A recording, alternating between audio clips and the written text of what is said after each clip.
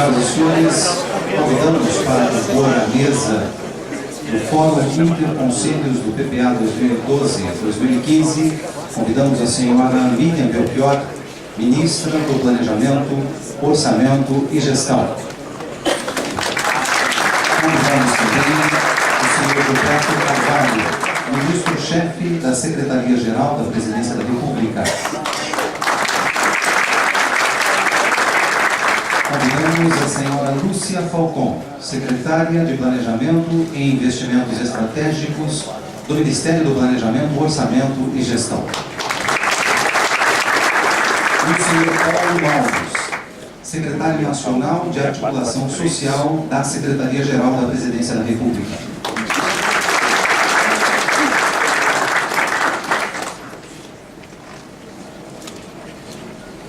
Senhoras e senhores, o presente evento tem por objetivo dar continuidade aos diálogos com a sociedade civil sobre a construção do PPA 2012-2015.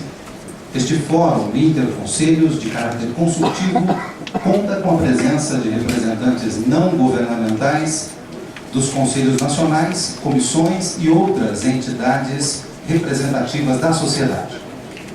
As apresentações que ocorrerão nos próximos 2 dias destinam-se a esclarecer aspectos do PPA, a apresentar à sociedade os seus principais elementos, a fim de que sejam feitas sugestões para o seu aperfeiçoamento.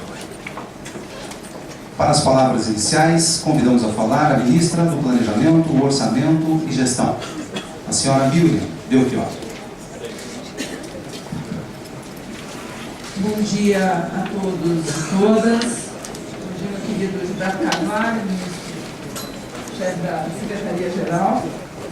Minha querida Lúcia Falcon, minha secretária de Planejamento e Investimento, responsável por conduzir com sua equipe a elaboração do PPA, do Plano Plurianual do Governo Federal, e o secretário Paulo Alves, aqui numa parceria entre a Secretaria-Geral e o Planejamento para construir um processo de participação da sociedade civil em relação ao PPA. E aqui cumprimentar o Valdemar de Souza, secretário executivo do Ministério do Esporte, que nos honra com a presença, e queria cumprimentar especialmente cada um dos senhores conselheiros e conselheiras que se dispuseram dentro dos seus conselhos e nesses 2 dias de trabalho nos ajudar a construir o PPA 2012-2015. Os senhores sabem a importância do plano plurianual, né? Ele é fundamental para construir uma visão de futuro do país. Ele propõe macro desafios e valores para orientar a ação do governo nos próximos 4 anos. O PPA serve para organizar a ação do governo, buscando obter o maior número de resultados possíveis para a sociedade brasileira. E para alcançar esse objetivo, vocês sabem, o PPA foi criado a partir da Constituição de 88, digamos que se consolidou. Então temos de 88 para cá 13 anos, pouco menos, e ele é um instrumento que tem sofrido constantes aperfeiçoamentos. E nós estamos exatamente agora num novo momento de aperfeiçoamento. Por isso nós estamos fazendo ajustes nesse instrumento para que ele se torne mais instrumental para o governo, mais gerencial para o governo, que ele possa refletir de fato as prioridades da presidenta, aquelas prioridades que ela apresentou à sociedade, que a levaram à presidência da República e que permitam um melhor acompanhamento pela sociedade. Para fazer isso, nós estamos fazendo uma série de alterações para que a gente atinja esses objetivos, né? Então nós estamos trabalhando, e os senhores serão muito importantes nesse processo, para que ele tenha uma linguagem mais acessível, porque só dá para acompanhar, para a sociedade acompanhar, se ele for um instrumento mais acessível, que ele saia da lógica do dinheiro, do orçamento, para o mundo dos resultados, aquilo que a gente quer alcançar, e que ele permita o efetivo acompanhamento e monitoramento. Então, ele muda o foco da gestão, do dia a dia da gestão, para as mudanças da vida da sociedade. Então, nós estamos focando as ações nisso. Como é que nós estamos fazendo isso? Primeiro, cada uma das áreas está tendo que estabelecer suas ações, mostrando com clareza qual é o benefício que aquela ação traz para a sociedade, e não mais os insumos que são necessários. Era muito comum, como resultado aí da ação, se colocar aquilo, comprar carro, comprar equipamentos. Isso é meio, não é o fim para o que uma ação é feita. Então, cada uma das áreas está sendo testada, de um certo ponto de vista, para afinar melhor as ações com os resultados. O que nós queremos, no fim das contas, alcançar com cada uma das ações previstas no PPA? Sair do mundo do orçamento para o mundo da vida, das ações. Por exemplo, no Minha Casa Minha Vida, em vez, vai mostrar exatamente quantas habitações, para que tipo de público, e não quanto recurso vai ser transferido para um fundo, como o FAR, por exemplo, ou para a Caixa Econômica. Então, porque a transferência de recursos não explicita o benefício que a gente quer alcançar com aquela ação. Da mesma maneira, se a gente pegar, por exemplo, na área da saúde, o piso para transferência de recursos não é simplesmente uma transferência de recursos. Significa que benefício vai ter lá, que tipo de serviço será prestado com essa transferência. Essa é uma das questões centrais que nós estamos perseguindo com o novo PPA. Sintonizar melhor o que eu estou propondo, que cada ministério está propondo fazer com benefício concreto para a sociedade.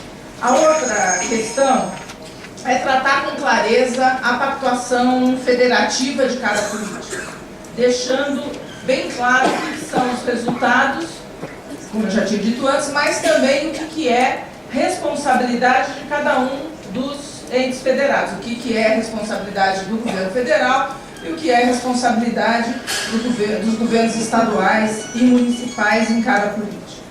Além disso, nós também estamos valorizando a diversidade regional e enxergar os diversos territórios do país. Por isso, nós estamos fazendo, a cada política também tem que se estabelecer como é que ela se explicita no território brasileiro, seja nas macro-regiões brasileiras, Norte, Nordeste, Centro-Oeste, Sul e Sudeste, mas também por biomas, por bacias hidrográficas. Dependendo da política, esse recorte tem uma importância grande. Então, esse também é um outro reflexo importante que nós estamos construindo com cada um dos ministérios. Como é que cada política se expressa no território. E estamos fazendo isso porque temos um objetivo importante, como eu disse no começo, de transformar isso num instrumento gerencial para o governo poder acompanhar suas políticas, para cada ministro poder acompanhar suas políticas e para a presidenta da República poder acompanhar suas prioridades. E também permitir que a sociedade possa acompanhar. Então, que seja um PPA que permita um melhor acompanhamento daqueles compromissos que a presidenta Dilma Rousseff fez com a sociedade brasileira. Para fazer isso, nós temos um processo de construção democrático, interna e externamente. Internamente, com a participação de todos os ministérios. Nós estamos fazendo, a partir dessa lógica de mudanças, nós estamos fazendo oficinas com cada um dos ministérios para contribuir com essa reflexão de cada uma das áreas sobre quais são os benefícios, como é que se expressa no território e etc. E também estamos, digamos, não estamos conversando hoje, porque vocês já fizeram em cada um dos seus conselhos uma primeira discussão a respeito do PPA, mas hoje estamos começando aqui 2 dias de trabalho com essa representação dos conselhos, onde nós queremos a contribuição dos senhores para o PPA 2012 e 2015. Os senhores sabem, boa parte dos senhores participaram nos 2 PPAs anteriores, nos PPAs elaborados pelo governo do presidente Lula, e nós tentamos reunir neste processo de 2011 o que a gente conseguiu de melhor em cada um dos anteriores. Nós tentamos conjugar digamos assim, os melhores aspectos da nossa experiência anterior. Por isso nós estamos tentando, com esse fórum interconselhos, ter uma discussão global a respeito do PPA, da sua lógica geral. Estamos querendo fazer uma discussão setorial, nós vamos ver na organização dos trabalhos hoje e amanhã, um olhar setorial a respeito do PPA, um aprofundamento nisso, mas também um aprofundamento do ponto de vista regional. Então, nesses 2 dias, nós vamos tentar trabalhar com esse olhar, nessas 3 dimensões, com cada um dos senhores.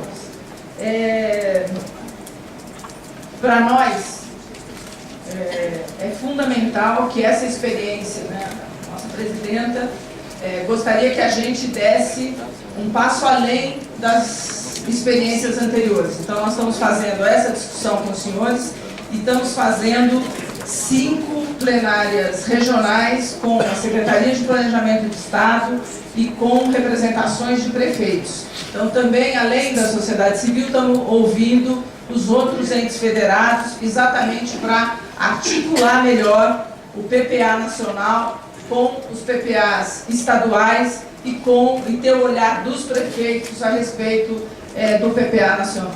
Isso para nós é extremamente importante para orientar os próximos 4 anos do Brasil. Não é só do governo da presidenta Dilma Rousseff, mas do Brasil. E por isso, então, eu queria de novo agradecer a cada um e a cada uma de vocês e desejar a todos um trabalho muito profícuo aqui nesses 2 dias, que nos deem elementos adicionais para a construção do PPA do governo federal. Muito obrigada.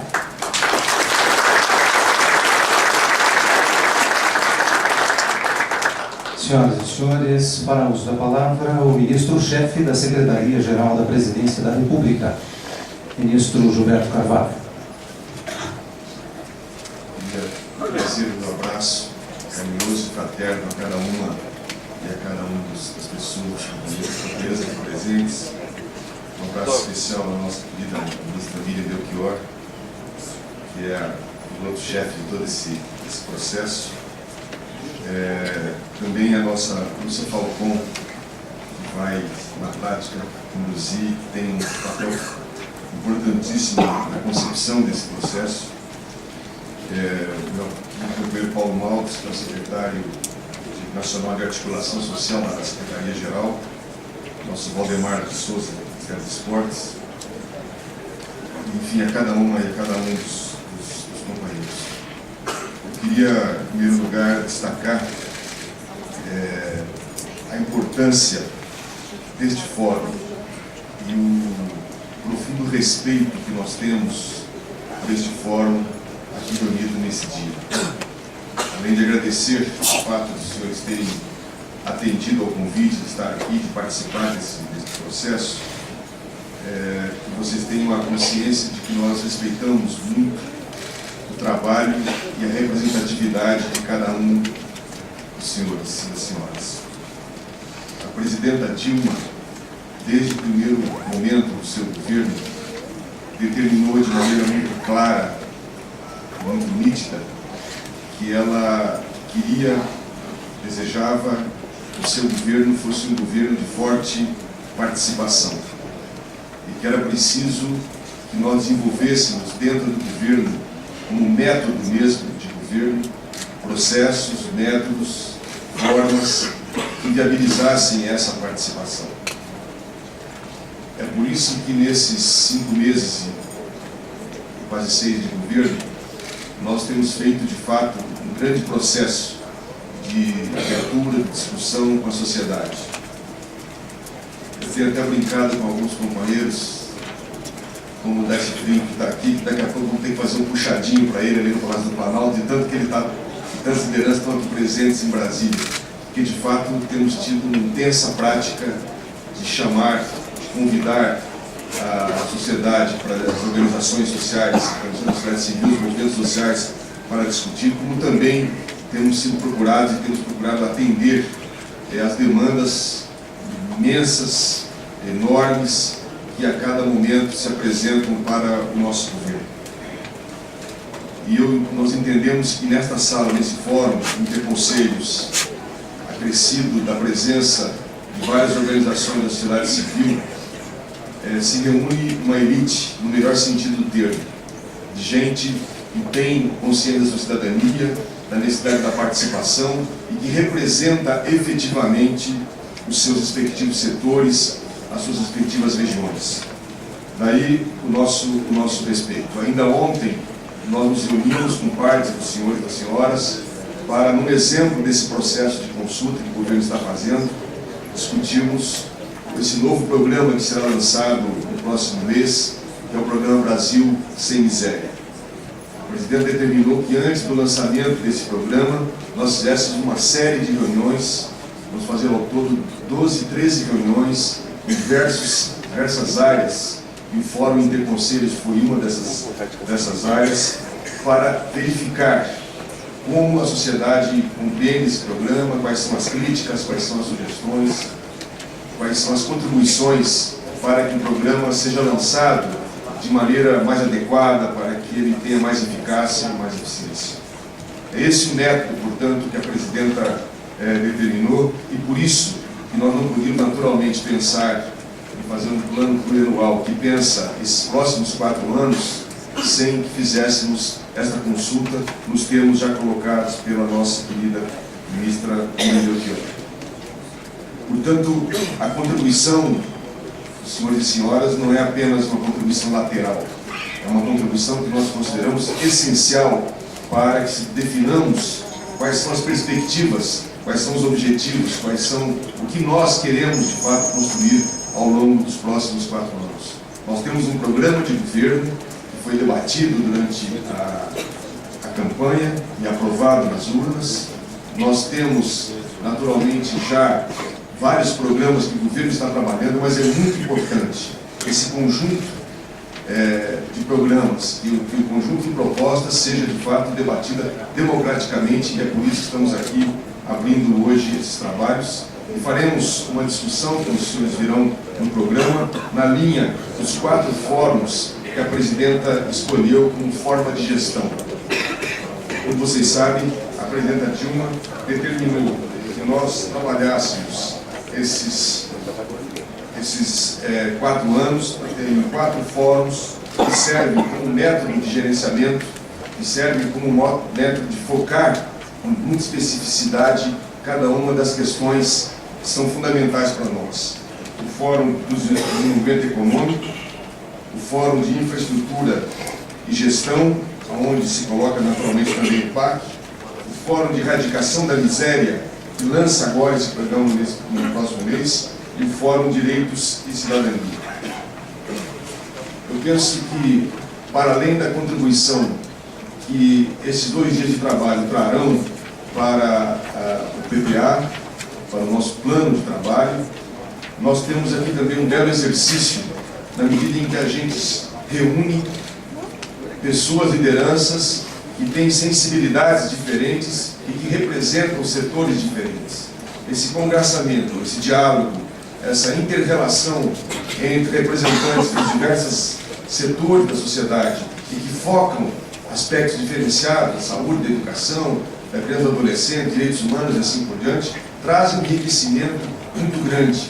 E, ao mesmo tempo que nos traz uma grande contribuição, também é um processo autoformador. Também é um processo que amplia a nossa cidadania. E eu queria, para finalizar, deixar claro esse desafio. É importante que cada um de nós, nesse momento, a partir desse processo, pense com muita força o setor a que representa, a visão da sociedade, ou a visão dos interesses que nos traz até aqui, mas ao mesmo tempo que a gente amplie a nossa visão nas dimensões do Brasil, nas dimensões dessa enorme tarefa que nós temos de transformar a sociedade brasileira, de fato, numa sociedade justa, fraterna, igualitária. Este é o processo que a presidenta deseja, esse é o cerne da nossa ação, e é para isso que nós esperamos, de maneira muito forte, a contribuição de cada uma das senhoras e dos senhores. Quero desejar, Lúcia, Paulo, a vocês um excelente trabalho, que esses 2 dias, de fato, signifiquem um marco, um avanço nesse processo que marca a construção de um governo efetivamente democrático e participativo. Muito obrigado.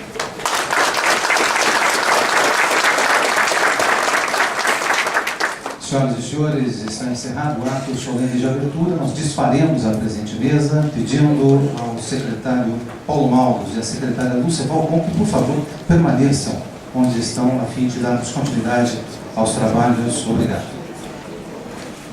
Secretário, eu queria fazer um assunto que eu acho importante. Eu queria falar rapidinho antes de eu sair.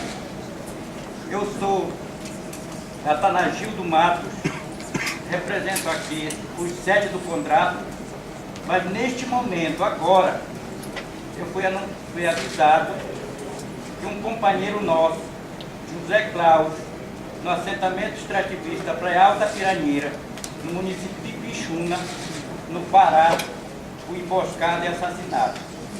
E além disso, a mulher dele também estava junto, ficou ferida. O povo da CONTAG, da FETRAP, do CNS, conhece ele.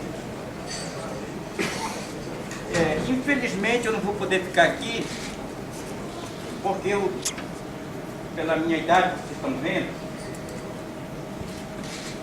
tenho dedicado minha vida na luta pela reforma agrária.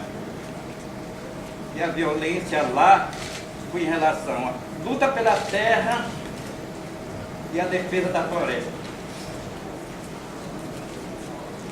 Eu vou ter que ir e peço para os meus companheiros da CONTAG, da FETRAP, dos outros movimentos, essencialmente os companheiros do contrato, que eu sou um dos 7. Você quer vir aqui falar no microfone distante?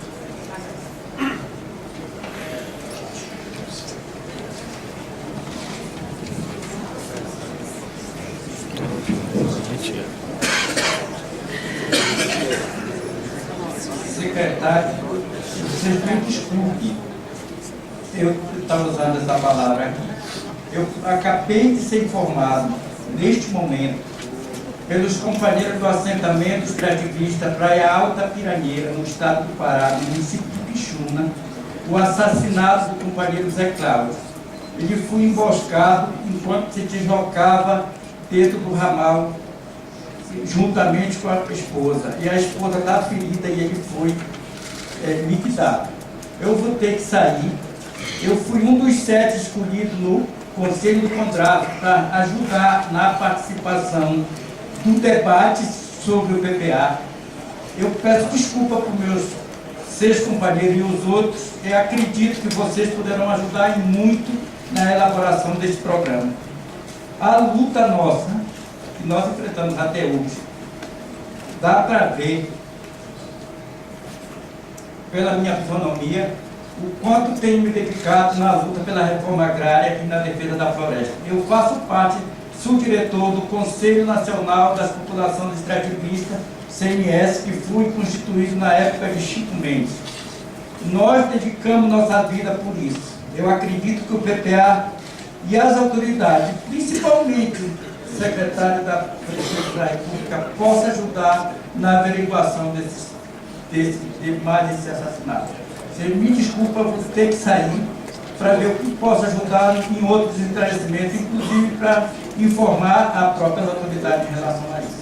Eram 8 horas da manhã quando o meu companheiro foi liquidado. Obrigado. Tamo junto, companheiro.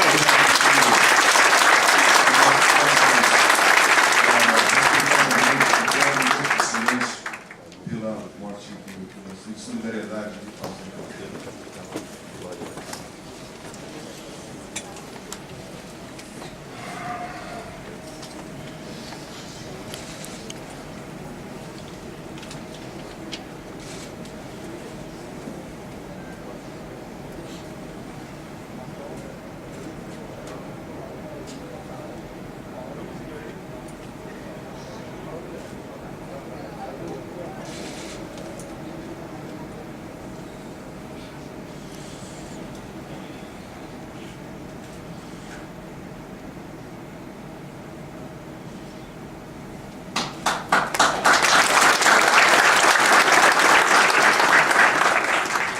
Dizer ao companheiro Atanagildo, colega de nossa solidariedade, família das companheiras de Paulo, e nosso compromisso de a gente não apenas colocar o aparelho da investigação da Polícia Federal em busca do esclarecimento desse crime, mas, sobretudo, o nosso compromisso de lutar, Atanagildo, todos nós, para que um dia a gente não precise correr violência com esse tipo de dor, para que um dia de fato haja justiça e o fato de não haver mais impunidade, não deixemos de estimular esse tipo de bárbaro assassinato, de comportamento que a todos nós envergonha e a todos nós deixa profundamente tristes.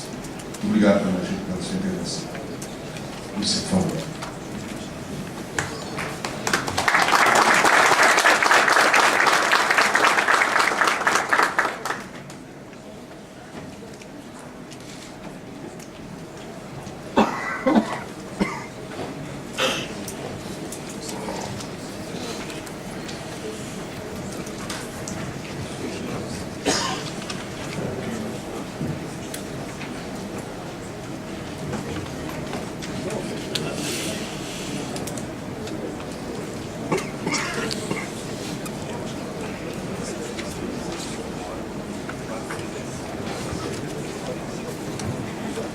Senhoras e senhores, nós passaremos a ouvir o senhor Paulo Longo, secretário nacional de Articulação Social da Secretaria-Geral da Presidência da República.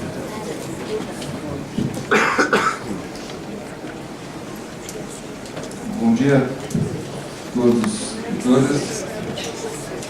É bastante triste ter iniciado o dia com uma tragédia desse porte, mas eu acho que justamente tragédias desse tipo devem nos fazer parar, pensar nos desafios enormes que são colocados para nós na construção de uma sociedade mais justa.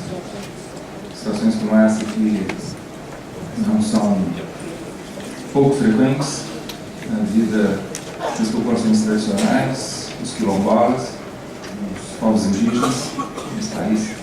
Então, eu acho que são motivo de nos dedicarmos ainda mais a esse plano, as nossas discussões, para afiar ainda mais nossas ferramentas de participação social, de controle social, na busca que as políticas públicas sejam construídas da melhor maneira possível e que nos faça superar definitivamente as causas que geram situações desse tipo.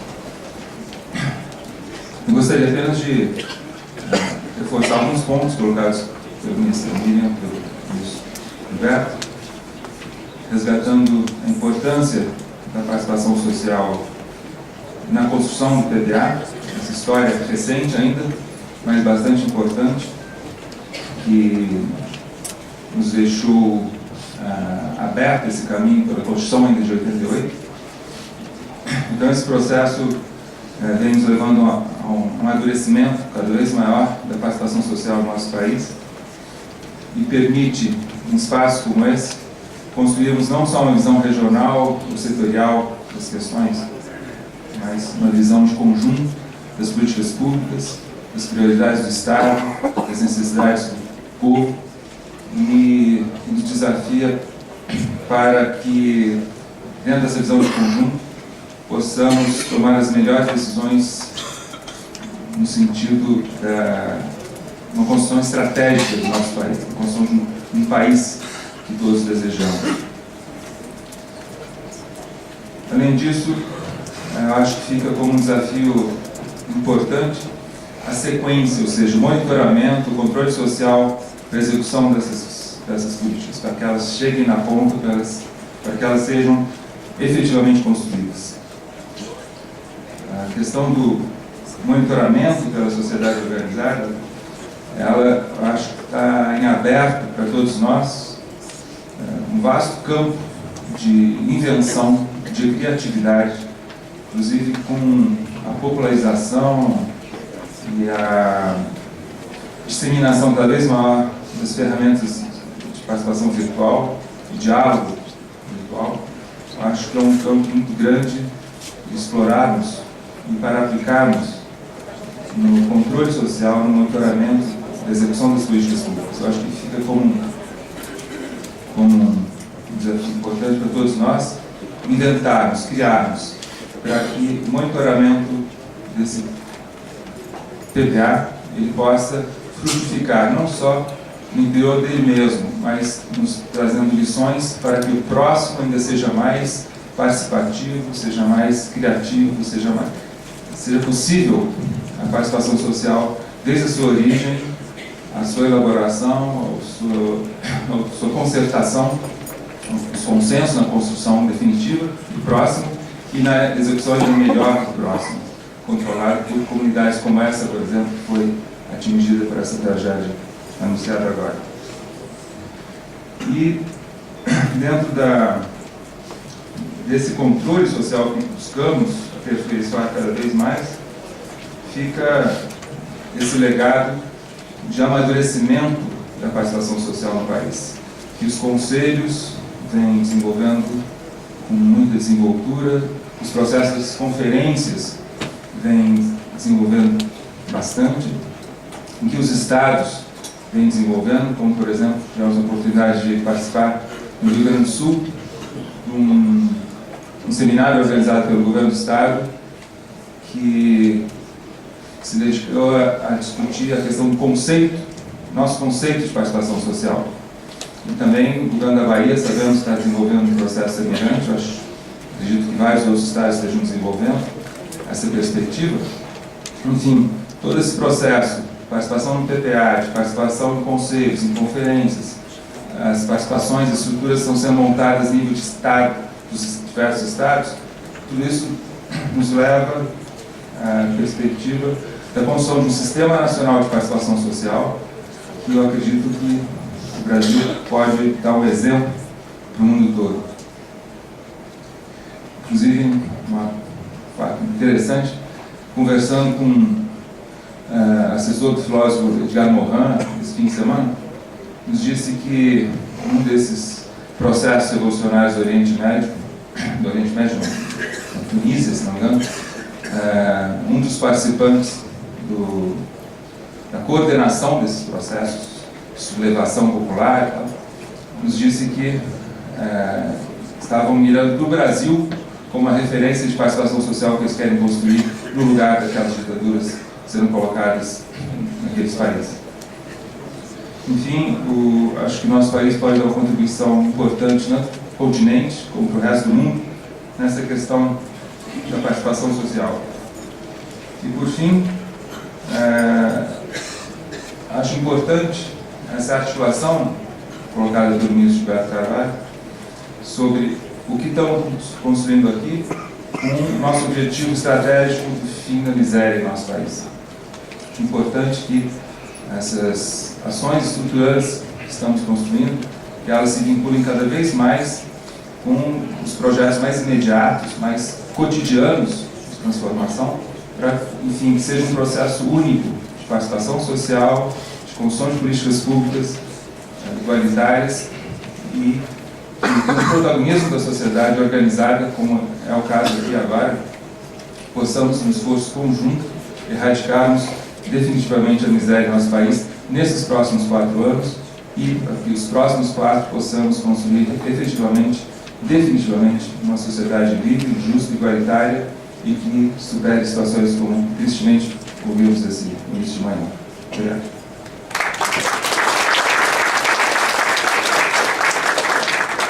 Senhoras e senhores, ouviremos a senhora Lúcia Falcon, secretária de Planejamento e Investimentos Estratégicos do Ministério do Planejamento, Orçamento e Gestão.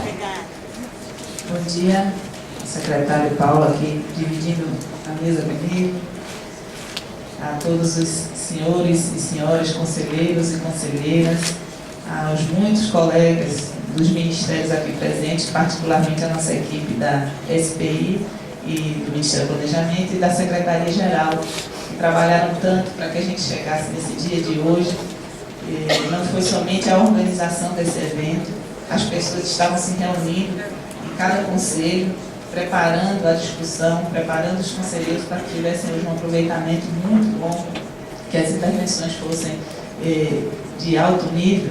Então, a gente agradece a todos e a todas. Eu sei da importância do tempo que os senhores estão dedicando nesses 2 dias aqui à discussão do PPA.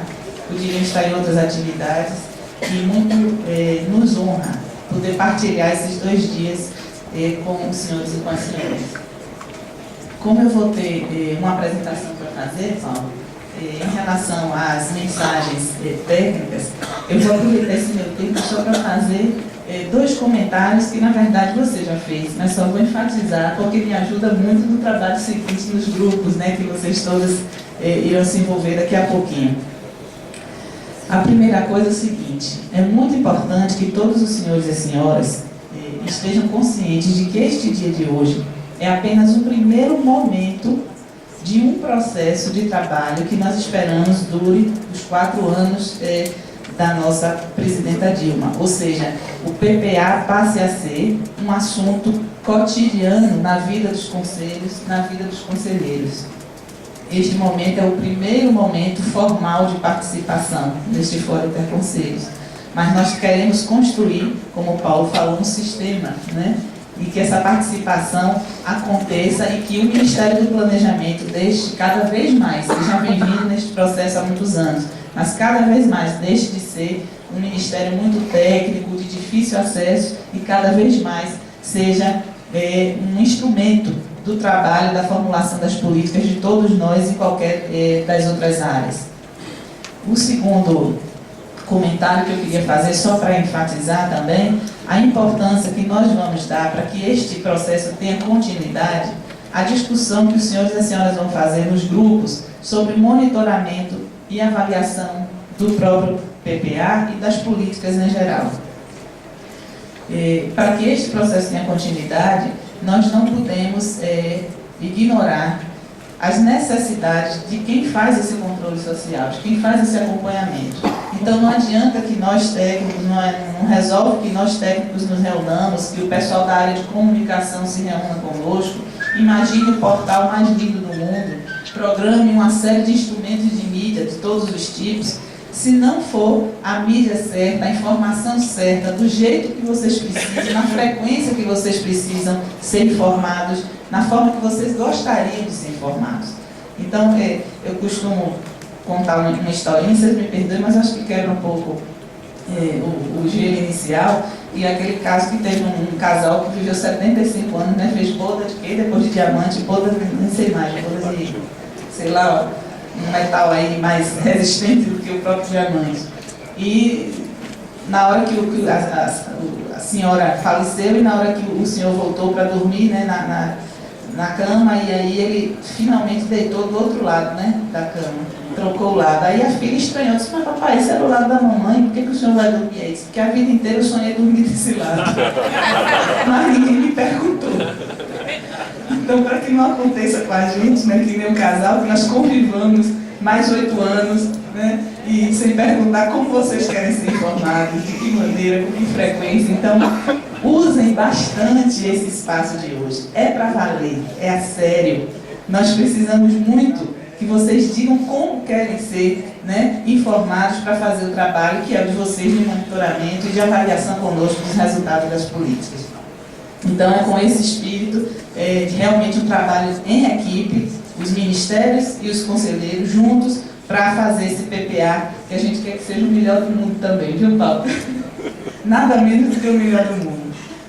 Então, com isso, eu considero as minhas palavras aqui de boas-vindas cumpridas, a minha solidariedade aos companheiros da luta pela reforma agrária, que tem sofrido tanto em nosso país, na área urbana também. Eu acompanhei muitos movimentos na área urbana, também são muitos momentos de sofrimento, de tensão. É difícil que nosso país ainda conviva com pessoas que passam esse tipo de constrangimento, e eu acredito que através de dias como esse de hoje, dessa colaboração, desse trabalho de cooperação, de abertura do Estado para a sociedade, que nós vamos conseguir mudar definitivamente o nosso país. Então, muito obrigada pelo espaço aqui, que eu não contava dessa fala inicial, e eu acho que agora, Mariana, Pedro, Pontual, assumem aqui a mesa e a gente começa as palestras, é isso? Então, já estou fazendo papel de cerimonial, me desculpe. Obrigada.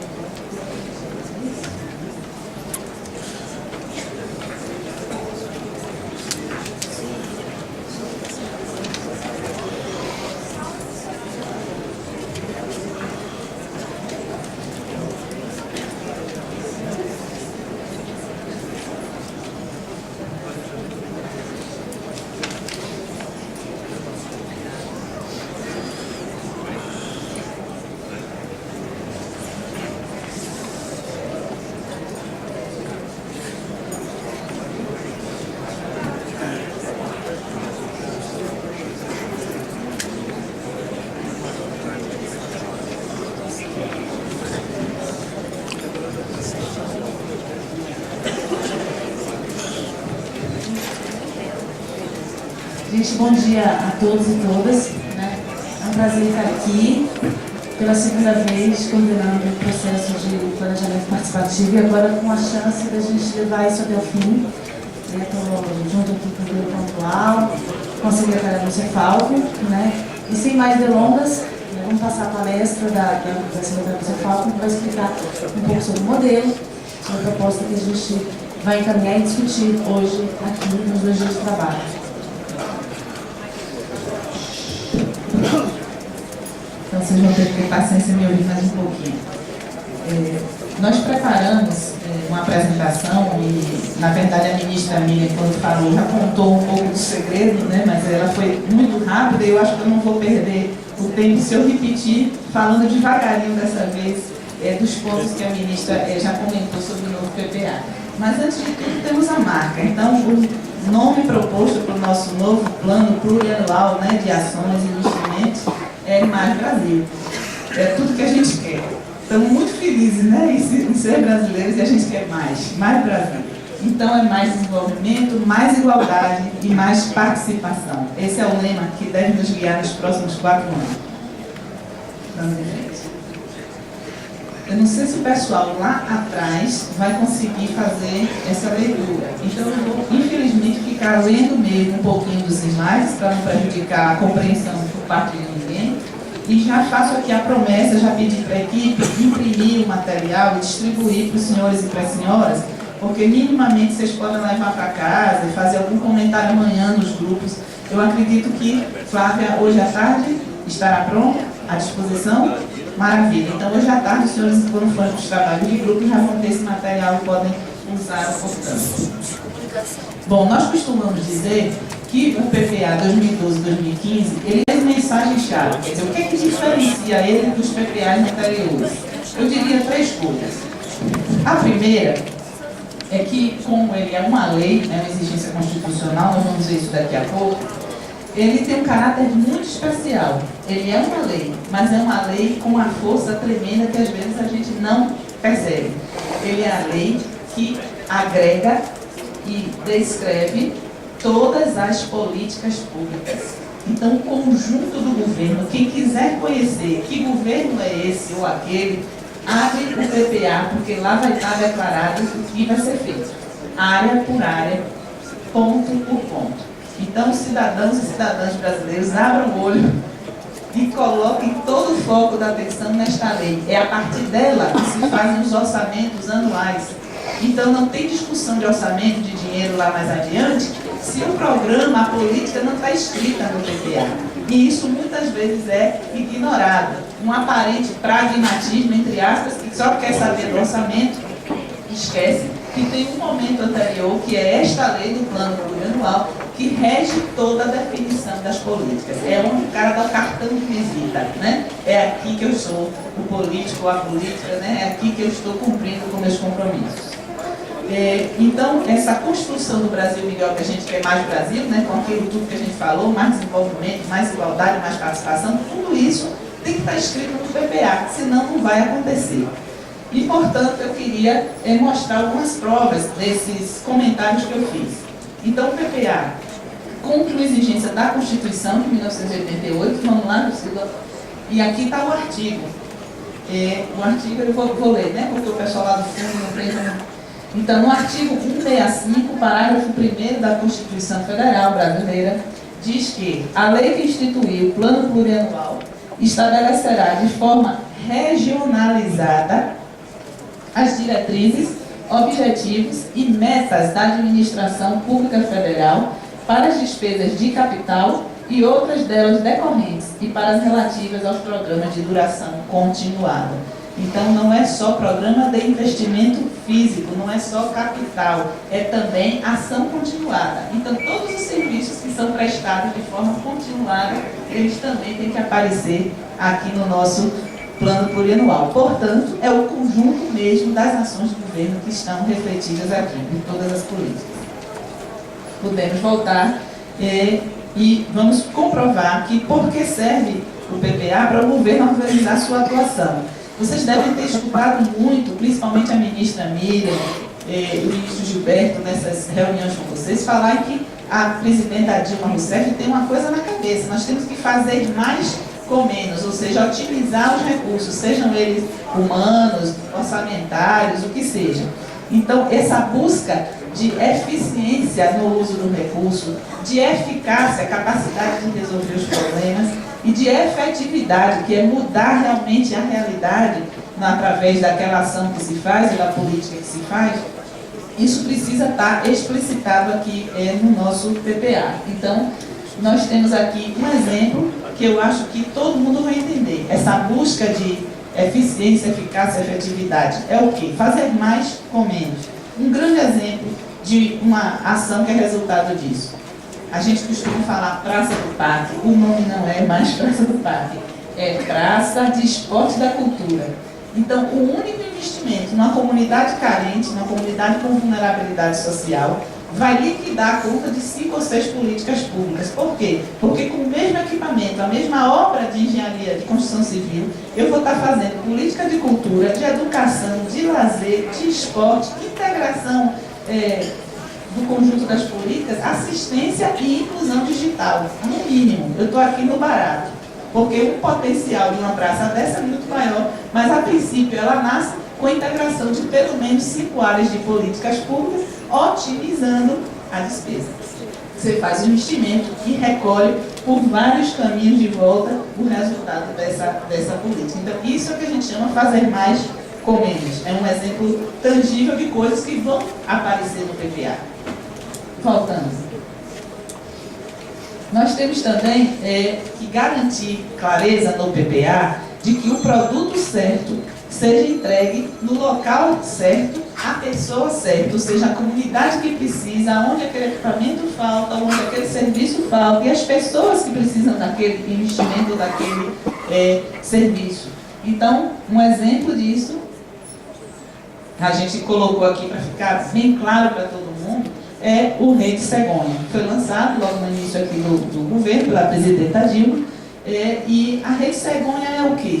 Ela é intangível, né? Ela é um conjunto de serviços e de equipamentos que devem estar disponíveis para que aquela mãe, né, para que a gestante, a mãe, depois o bebezinho, né, recém-nascido e tudo mais, tenha a garantia de que, se precisar, ela não vai ter problema de risco desnecessário. Então, acompanha a gestação, depois acompanha o parto, garante a transferência, a ambulância, enfim, é um conjunto né, de equipamentos e de serviços.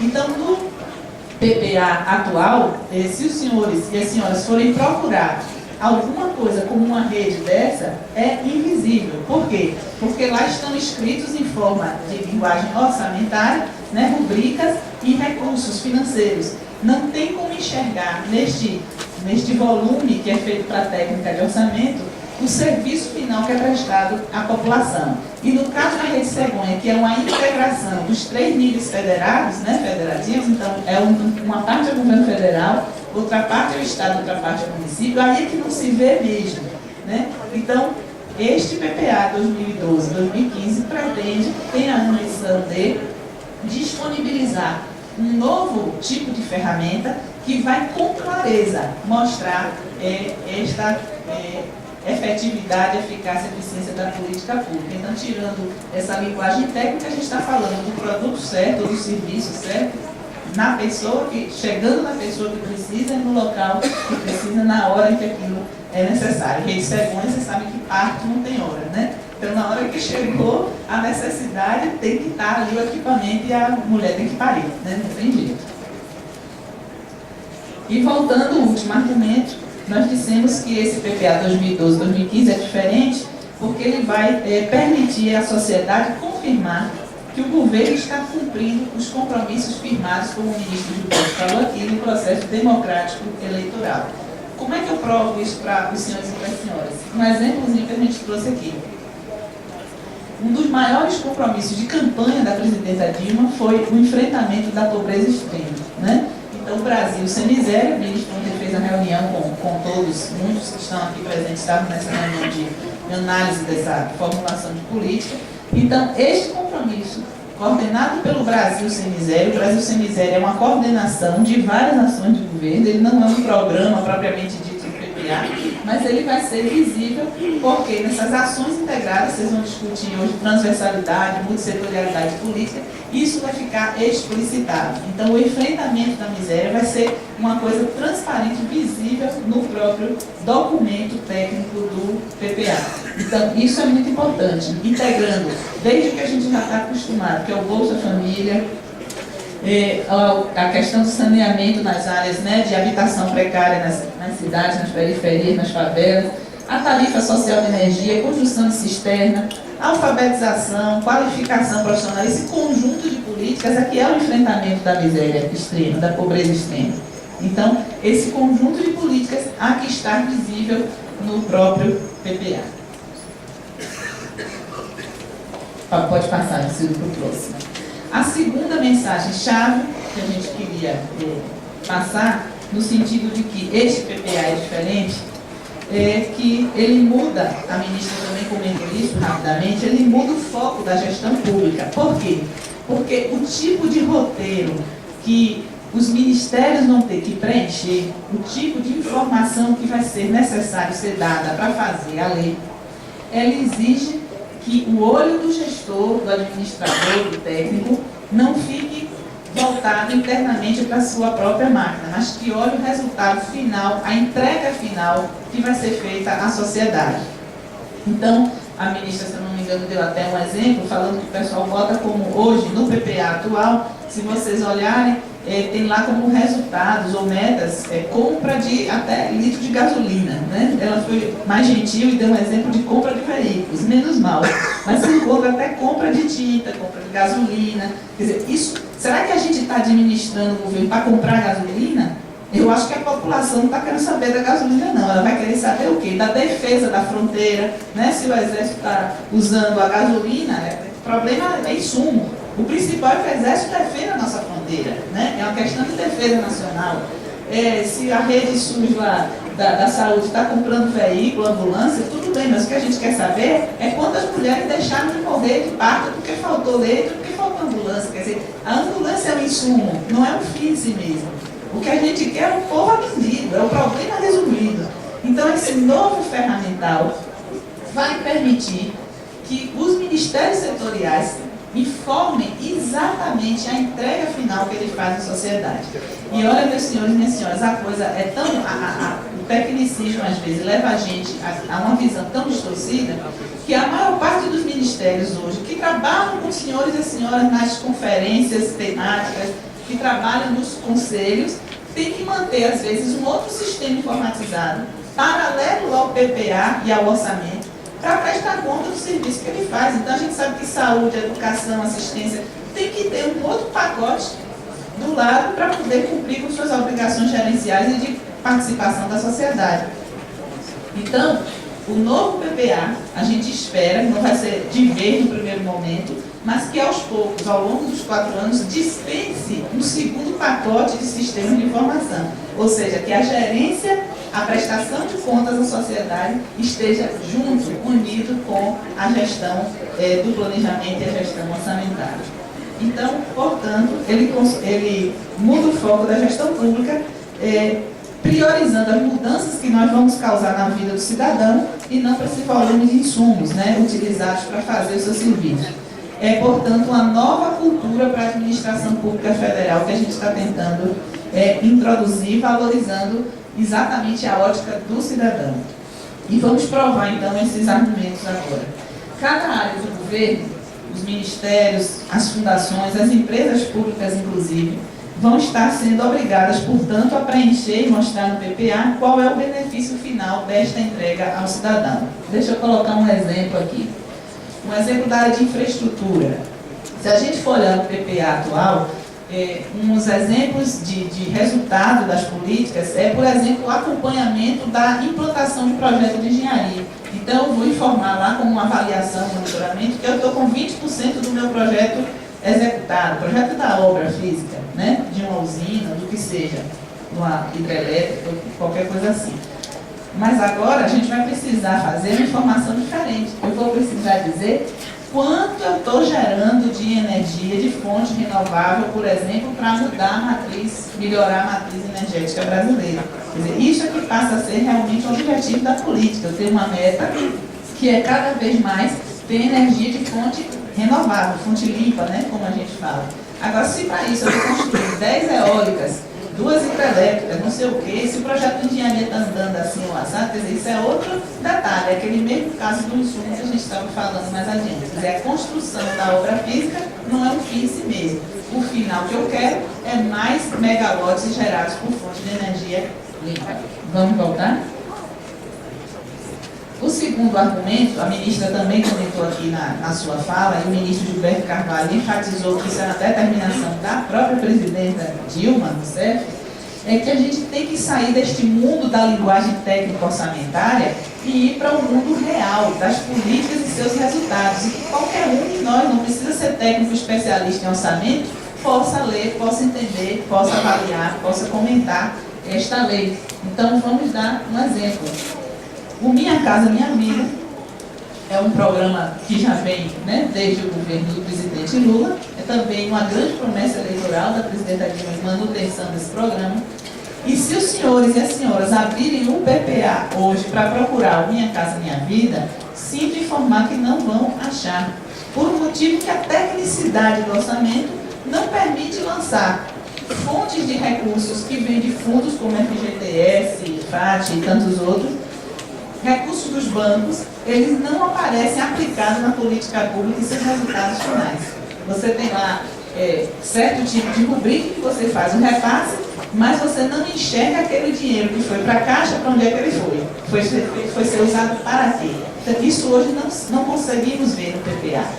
A nova ferramenta vai permitir, com toda a clareza, que apareça um programa Minha Casa Minha Vida, com X recursos que sejam do orçamento fiscal, da Seguridade, e mais X recursos que estão vindo do fundo tal, ou que está vindo do banco, né, público tal. Então as coisas vão ficar muito mais visíveis, transparentes, e nós vamos poder acompanhar a redução do déficit habitacional naquela população de baixa renda, que todos nós sabemos, tem o pessoal aqui que deve ser das cidades também, da área de habitação, não me deixa mentir. Hoje, nosso déficit, o maior problema, não está na classe média que tem acesso, né? Nós estamos na faixa de até 3 e 5 salários mínimos, não é isso? Então, é isso que a gente... A Maria Beleza, meus companheiros. Então, é por aí que a gente quer transformar o PPA, dando essa visibilidade, essa clareza, que qualquer um de nós abriu e enxerga lá as suas metas que foram discutidas no Conselho, inclusive. Ok? Então, voltando, mais um argumento nesse sentido, para provar que esse PPA é novo, tem algumas coisas diferentes, é tratar com clareza a pactuação federativa. Olha só, todos os conselheiros e conselheiras aqui sabem que a gente tem hoje no Brasil uma política em muitas áreas, principalmente as sociais, né, Pedro, que são descentralizadas, ou seja, você tem que ter apoio do Estado e apoio do município, tem que pactuar para que aquela política chegue efetivamente na população. O mais tradicional que todos nós conhecemos é o SUS, né? As transferências são de fundo a fundo, né? Na maior parte das vezes, tem transferência voluntária para alguns tipos de programas e tudo mais, mas no geral, o fundo a fundo é em cima de um per capita, né? Assistência básica, a atenção básica à saúde, então você tem calculado quanto que transfere a partir da população. Então, você abre o PPA de hoje e você vê simplesmente uma coisa: a transferência de dinheiro do Ministério para estados e para municípios. Isso vocês vão ver. Agora, em que esse dinheiro foi usado? Como é que está sendo executado? Que estado, que município implantou a rede mesmo de atenção básica, ou a rede de média complexidade, ou a de alta que seja? Isso não é visível. O Ministério da Saúde tem que manter seu conselho lá informado com outro pacote, outro sistema de informação, outro conjunto de instrumentos, porque no PPA e no orçamento isso não fica visível.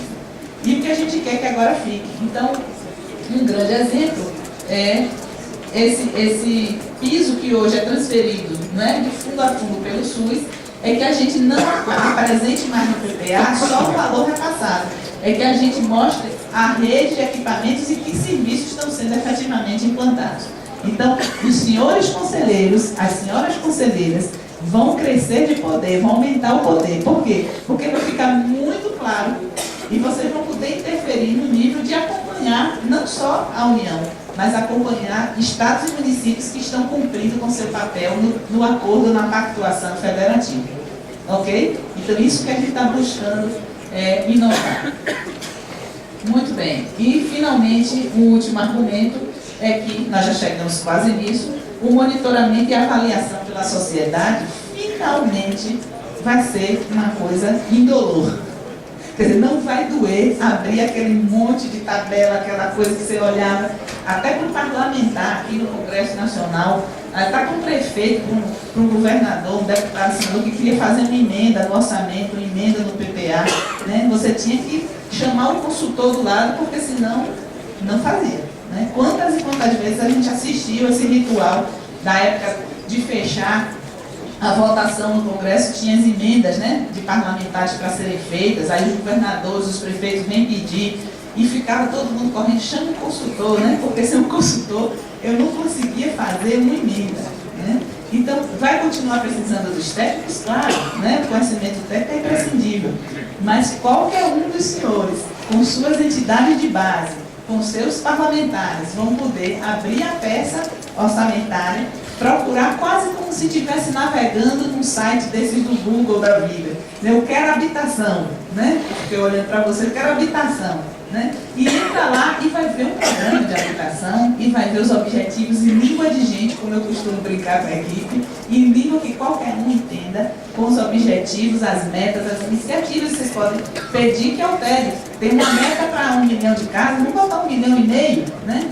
Agora, claro que vai ter que dizer de onde vem o dinheiro, né? Sempre que faz a emenda, tem que ajeitar a parte financeira. Mas, quer dizer, é visível, vai ser claro, vai ser transparente. Então, esse monitoramento e avaliação que vem depois, que é a execução da política, vocês vão poder acompanhar se nós estamos cumprindo, onde é que está dando problema, onde é que está dando atraso, aonde a política encontrou obstáculo para se materializar. Então, isso vai ficar muito mais fácil de prestar conta, porque vai estar tudo em língua de gente e vai estar acessível para que todos possam realmente entender. Portanto, eu diria, Pedro Pontual e Mariana, meus colegas aqui que me coordenam nesta mesa, eu diria que a presidenta Dilma, a ministra Miriam, está empoderando a sociedade civil organizada.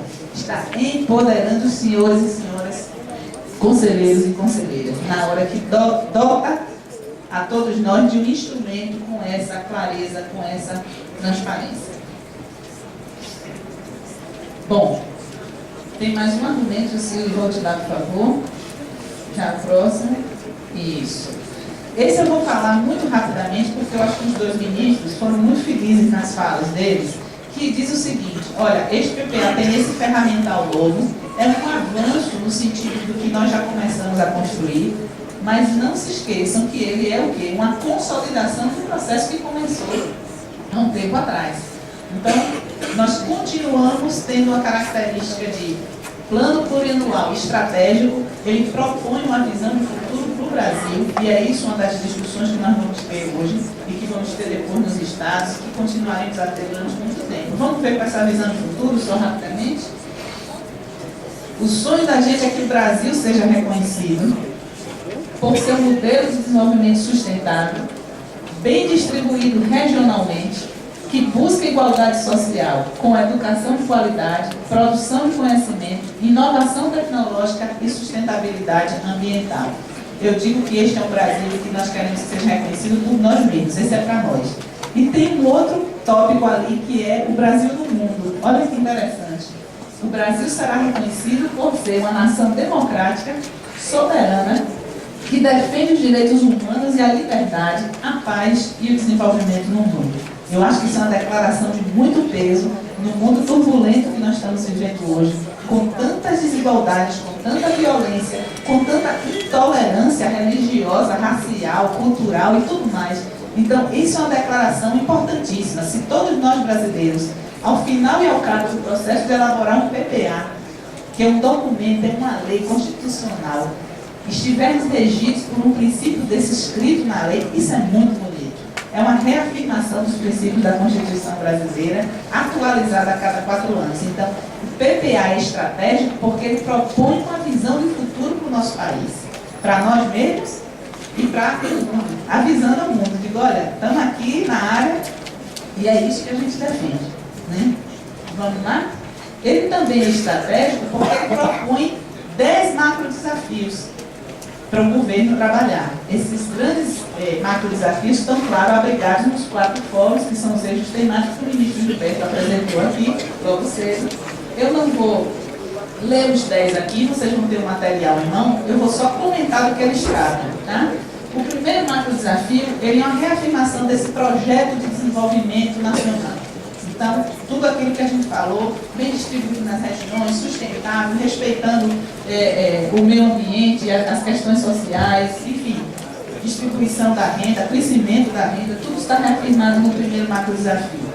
O segundo macro desafio, até para enfatizar a importância, é o enfrentamento da pobreza extrema, tá certo? É o Brasil sem dizer. O terceiro macro desafio, ele dá ênfase à questão da educação, da cultura, do esporte, enfim, tudo aquilo que causa o desenvolvimento humano, tá? Da pessoa humana. Então, aquilo que tem a ver com fazer os brasileiros crescerem, né, espiritualmente, no sentido de alimento, a educação, a cultura, alimento espiritual, né, mensando, incorporação, o esporte vem junto com a formação. Então, está nesse terceiro macro desafio. O quarto vai cuidar também um pouco desse aspecto, mas é mais porque ele junta saúde, previdência e assistência, que é o sistema, né, que nós conhecemos, dando equidade, permitindo equidade e qualidade de vida. O quinto vai tratar de fortalecer a cidadania com todos aqueles direitos, né, de igualdade de gênero, étnico-racial, diversidade das relações humanas, universalização do acesso. Uma coisa que eu acho engraçada, apareceu na construção desse macro desafio. A lógica, para mim, é muito clara, mas eu achei que não fosse tão para os outros, que o serviço público de qualidade tem a ver com direitos humanos. Você vê que coisa legal, né? Isso na discussão com os próprios funcionários públicos, com os ministérios, com os secretários executivos, com os ministros, apareceu essa visão. Eu achei isso muito interessante.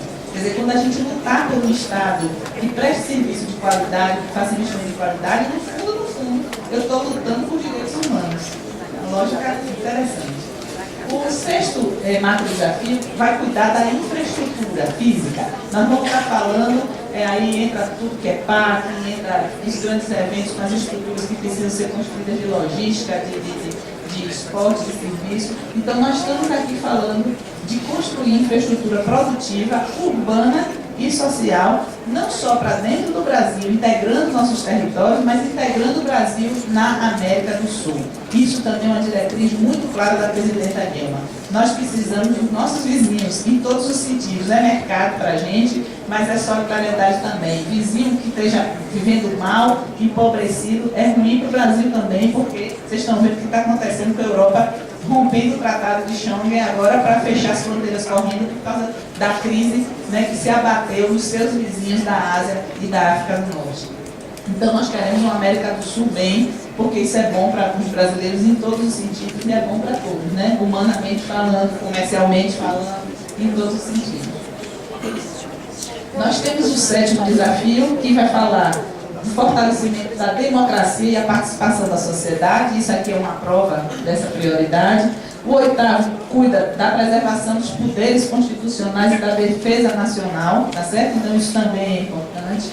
O 9º vai cuidar da segurança e integridade dos cidadãos. Foi considerada a questão da segurança no Brasil tão relevante que mereça um macro desafio. E o 10º é exatamente o que trata de aperfeiçoamento dos instrumentos de gestão do Estado.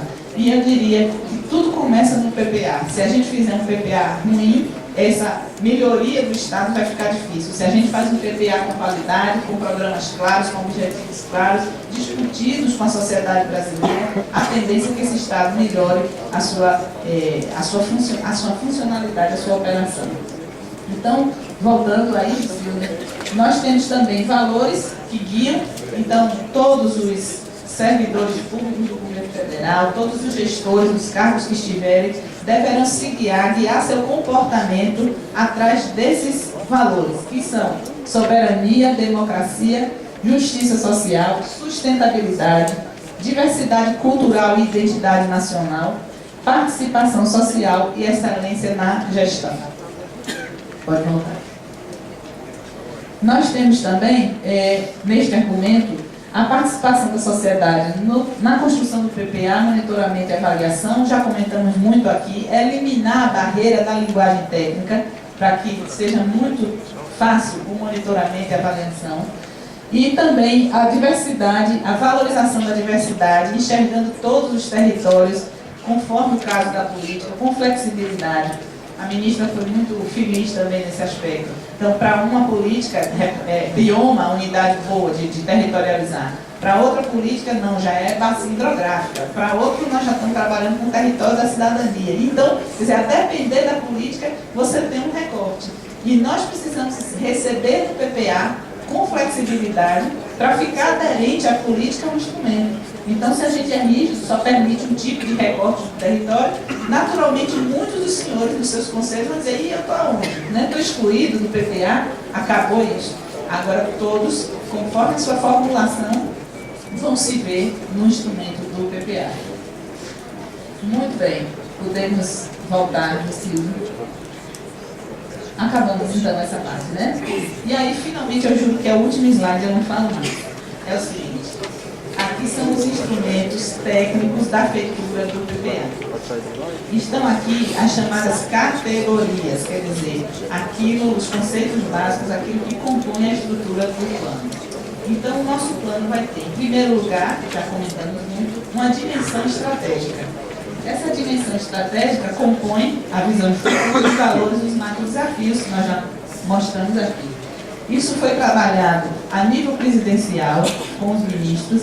Depois nós estamos encarregados, enquanto planejamento e fazenda, de organizar todo um estudo técnico apoiado com o IPEA, com todos os instrumentos, IBGE, tudo que compõe o governo federal, o que a gente chama de construção de cenários técnicos, ok? É uma fase que não podemos trazer aqui agora, porque está sendo feita, mas certamente a gente vai ter um outro fórum mais adiante que a gente vai trazer esse resultado de cenários para o Brasil, para que os senhores e as senhoras também vejam quais são os riscos que a gente corre. Nós queremos chegar lá, o gol está lá, mas até chegar no gol temos risco. Então, a análise de cenário permite fazer análise de risco. E dessa vez nós queremos que o PPA seja muito transparente, em língua de gente, mas que ele seja muito consistente, que ele tenha suporte técnico. Os grandes bancos, por exemplo, vocês podem ligar a televisão quando for ver Bolsa de Valores, tem sempre um analista lá fazendo prospecção, né? Falando de cenários do mercado. E como é que a gente vai fazer cenários para o nosso país? Né? Vai discutir o futuro do país sem ter suporte técnico, uma análise consistente. E tendo os instrumentos que nós temos. Então, nós estamos botando os técnicos todos para trabalhar na construção desses cenários. Uma pequena amostra desses indicadores.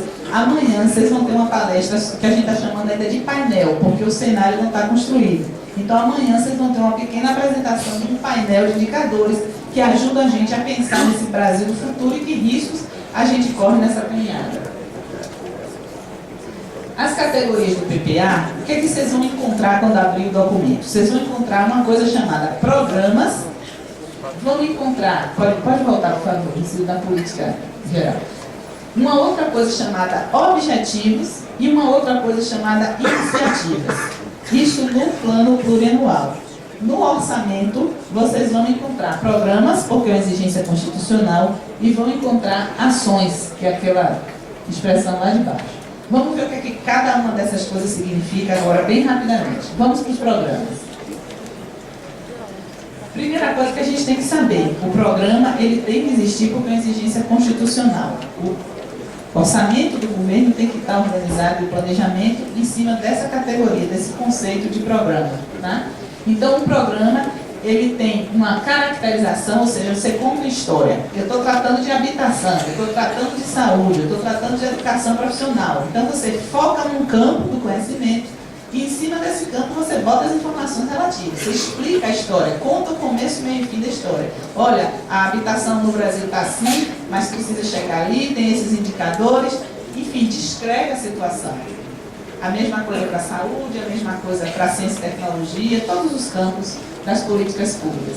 Também vai estar no programa, além da caracterização, que é essa história que eu falei que se conta, os indicadores, vamos ter o valor global para os próximos 4 anos. Então, vai se declarar em dinheiro quanto se vai alocar para aquela área política nos próximos 4 anos da administração. E quem está fazendo isso?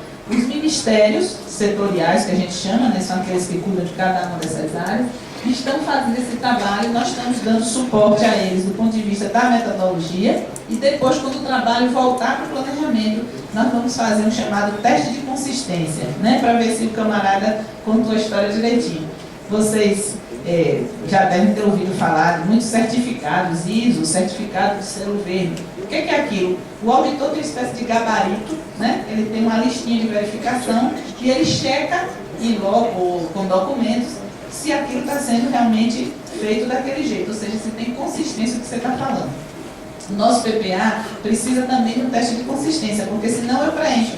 Claro, estou passando partindo do pressuposto que todo mundo é competente e bem intencionado, mas vai que se entusiasma demais lá e escreve um troço quem é inexequível, né? Então, em algum momento, alguém recebe esse material de volta e faz um checklist e verifica a consistência entre o que está sendo proposto para fazer e os meios para que aquilo seja feito. Se tem coerência a meta do objetivo com aquela descrição lá do programa que foi feito anterior, da situação que precisa ser enfrentada. Se a iniciativa lá embaixo, que é a entrega final, tem a ver com o atingimento da meta ou não. Enfim, esse teste de consistência é fundamental para garantir a qualidade do que a gente está fazendo. Bom, os programas, portanto, se os senhores prestarem atenção, eles vão se parecer muito mais um plano setorial do que o programa do PPA de hoje, que é perto da operação. Essa é uma mudança de qualidade interessantíssima. Continuamos tendo programas, só que a qualidade do programa muda. Ele subiu, ele ficou maior de idade. Ele agora vai tratar de campo de conhecimento. Ele agora vai ser muito mais parecido com o plano setorial. Então, ministério e conselho, e aí eu já estou puxando a orelha dos senhores e das senhoras, os conselhos que fizeram planos de política setorial, planejaram sua política, vão ter muito mais facilidade de preencher este PPA novo do que aqueles que não o fizeram. Porque quem pensou o conjunto estratégico da política de sua área, formulou direitinho, chega aqui, fecha o olho, bota o pé nas costas e com o pé só escreve. Agora, quem não fez isso vai ter que fazer agora, né? Por isso que eu brinco, vai sofrer um pouquinho mais. Mas tem um valor enorme esse tipo de procedimento, que faz a gente, enquanto conselheiro, e faz o Ministério, enquanto gestor da política, pensar grande. Sair daquele compromissozinho de cada ano, não, eu tenho que cumprir minhas obrigações aqui na região tal, eu prometi não sei o que para não sei quem, eu prometi isso aqui. Pode até cumprir suas promessas, agora vai ter que fazer sentido num conjunto maior de políticas. É isso que o programa mudou, né? E abaixo dele, você começa a chegar na parte, vamos dizer assim, mais de execução da política, que são os objetivos. Os objetivos, ele também tem uma caracterização. Você contou uma história maior lá no programa e agora diz, olha, para resolver essa parte aqui do problema, eu tenho esse objetivo. Então, ou para dar uma solução para alguma coisa. Então, nós temos depois o órgão executor. Você vê que agora eu já dou o nome, CPF e identidade. Quem é que vai executar esse pedaço da política? Aí eu identifico o executor. Temos uma meta global e meta regionalizada. Um exemplozinho que eu sempre acabo dando, que é mais fácil para mim, é o exemplo da infraestrutura da energia que eu falei no instante, né? Então, se eu quero mudar a matriz energética brasileira para que ela tenha mais energia de fonte limpa, de fonte renovável, eu posso ter um objetivo, um programa geral de energia, e eu tenho um objetivo que é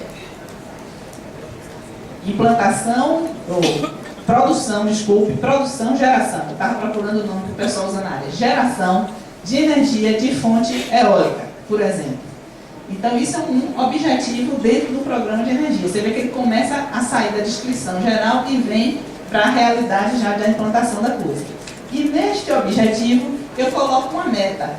A minha meta física, eu tenho que produzir tantos megawatts de fonte eólica. E na hora que eu digo isso, eu regionalizo. Tantos 1000 megawatts vão ser no Nordeste, tantos vão ser no Sul, tantos vão ser não sei aonde, né? Conforme aqueles estudos lá que foram feitos, que aí eu também não entendo tanto, não peçam tanto de mim. Mas eu imagino que alguém estudou lá o vento, se tem vento, se não tem vento, se dá para botar aquela torrezinha, se não dá. Aí eu também não chego a tanto. Mas basicamente alguém estudou antes de escrever o programa, criou lá o objetivo um conselho, na discussão política e técnica, e chega lá na meta e na regionalização da meta. Então, isso é um objetivo, concretamente falando. Isso pode acontecer em todas as áreas. Pode voltar. E, finalmente, esses objetivos vão chegar no nível mais detalhado do que a gente chama de iniciativa ou entrega. Quer dizer, é aquilo que finalmente, seja investimento físico, produto ou serviço, ou às vezes não é nem físico, é uma coisa institucional. Na área de saúde, na área de assistência, a gente precisa ter iniciativas que não dependem nem gente de gastar dinheiro. Tem muitos conselheiros e conselheiras aqui que eu sei, na nossa área lá de habitação, eu tenho certeza, que a gente precisava mudar a lei, precisava flexibilizar o negócio lá na caixa de título, instrução normativa para poder o cara que só tem um recibo lá do IPTU poder pegar o financiamento para construir a casa dele. Na verdade, quantas conferências a gente fez, quantas reuniões de conselho para lutar para uma coisa que é uma mudança institucional normativa. Então, este PPA, meus amigos e minhas amigas, permite que a gente faça a mudança institucional. O conjunto da política vai estar nele. Vocês não vão precisar mais, enquanto conselheiros, ter uma peça orçamentária para acompanhar dinheiro e mais 300 peças, sabe Deus quantas, para acompanhar se está tendo a mudança na política que a gente pediu, no projeto de lei, na instrução normativa, não sei da onde. Todas essas coisas podem estar registradas no novo PPA. Elas são todas elas iniciativas, com dinheiro, sem dinheiro, que depende de dinheiro muito bem. Corresponde uma ação orçamentária e vai lá para o orçamento. Que não é dinheiro, não tem ação no orçamento, fica no PPA e o conselheiro e a conselheira vão poder abrir aquele trocinho toda vez que se reunir e encher a paciência do Ministério, não sei se tem secretário executivo de conselheiro que vão me demitir depois.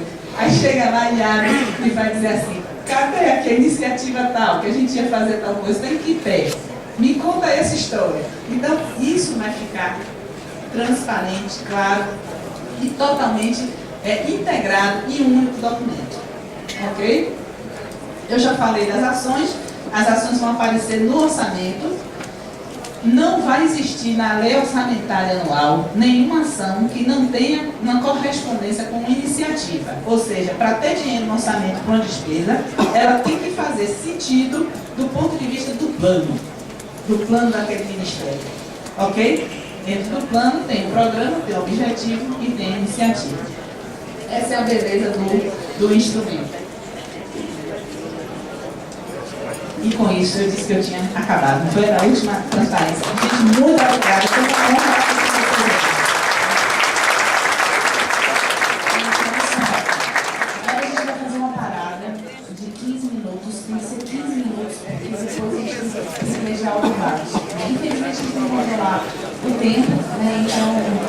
um almoço no meio, por isso a gente está saindo agora para o café, 15 minutos volta, a secretária vai vir aí para fazer um debate de meia hora, certo?